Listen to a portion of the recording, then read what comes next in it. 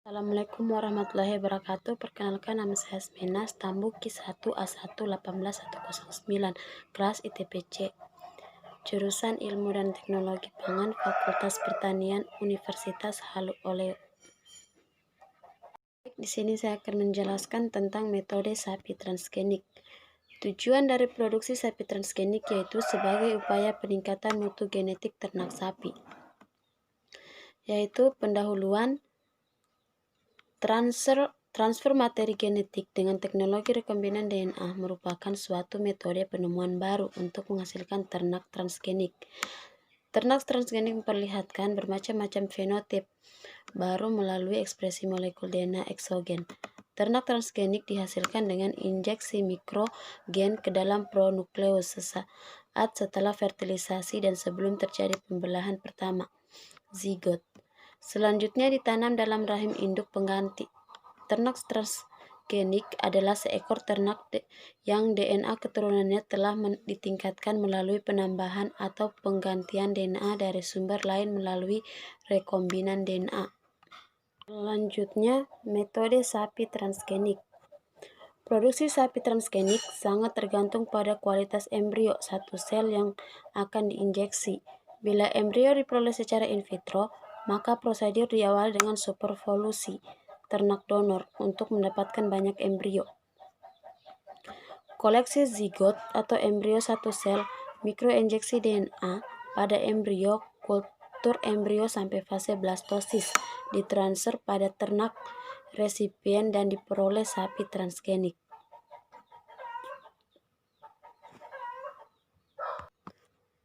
Pada produksi embrio secara in vitro melalui dengan koleksi oosit. Oosit diaspirasi dari folikel berdiameter 2-5 mm dengan menggunakan jarum berukuran 18 C. Oosit dicuci dengan 3 kali dengan medium aspirasi 10 mm TALP sampai HEPES dan TCM 199 dengan garam Eiglas dan L-glutamin ditambah dengan 0,3% BSA dan 2 mm NHCO3. Sedangkan untuk IFM digunakan TCM 199 yang telah diimbuhi dengan hormon FSH dan estradiol. Kultur oosil dilakukan selama 22-24 jam dalam inkubator dengan suhu 39 derajat Celcius dan 5% CO2. Spermatozoa yang akan digunakan untuk fertilisasi dipersiapkan dengan metode swim up dan konsentrasi akhir spermatozoa 1,06 kali 106 ml sperma motil.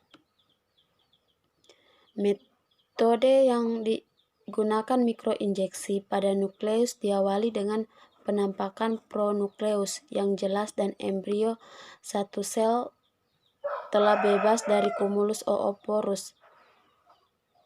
Setelah disentrifugasi dalam mikrosentrifusi selama 7 menit, embrio diinjeksi dengan larutan yang mengandung DNA tepat pada pronukleus, yaitu sekitar 21-25 jam setelah diinseminasi buatan.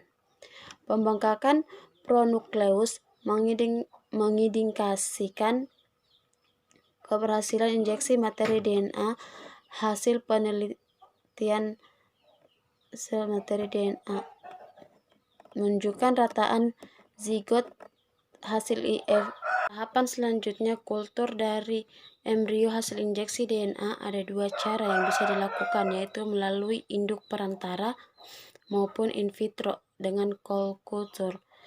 Pada cara pertama, embrio sapi ditransfer ke dalam UTJ atau utero-tubal junction.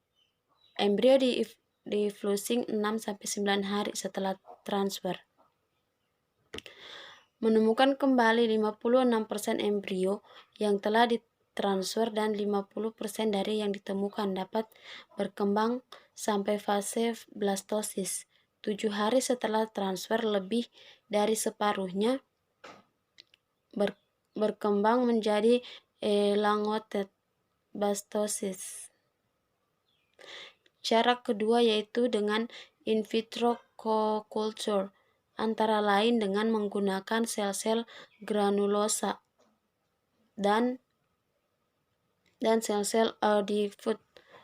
Pada awalnya, para peneliti mengkultur embrio yang telah diinjeksi dengan medium GR1AA, tetapi hasil penelitian menunjukkan rendahnya hasil injeksi yang berkembang menjadi blastosit. Pada perkembangan selanjutnya, medium kultur embrio mengarah pada CO kultur yang berasal dari ringan fibroblast.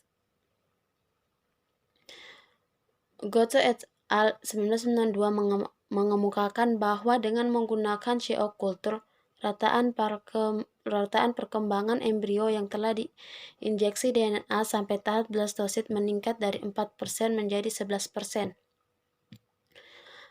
Hal lain yang perlu diperhatikan adalah periode kultur dari embrio sapi yang telah diinjeksi DNA, memperoleh rataan kebuntingan tinggi dari embrio sapi yang telah dikultur selama 7 hari. Hal yang sama dilakukan oleh juga Han et al. Juga memperoleh hasil rataan kebuntingan tertinggi dari embrio sapi yang dikultur selama 7 hari dibandingkan dengan embrio yang dikultur selama 8 hari. Tahapan terakhir adalah transfer embrio sapi pada ternak resipien. Embrio yang telah berkembang membentuk blastosit, baik secara in vitro melalui induk perantara maupun yang dikultur secara in vitro ditransfer pada ternak resipien yang telah disinkronisasi sebelumnya. Penelitian dilakukan dengan cara mengklasifikasi blastosit yang berkembang menjadi 4 grade, hanya kualitas per excellence, dan ditransfer pada ternak resipien. Kesimpulannya yaitu pemanfaatan teknologi transgenik memungkinkan diperolehnya ternak dengan karakteristik unggul. Seperti ternak transgenik digunakan sebagai model untuk mengetahui proses terjadinya penyakit pada manusia. Ternak transgenik digunakan sebagai suatu cara memodifikasi anatomi dan fisiologi ternak itu sendiri. Ternak transgenik dibuat khusus untuk memproduksi protein manusia yang dapat saja berupa enzim atau hormon. Sekian dari saya. Wassalamualaikum warahmatullahi wabarakatuh.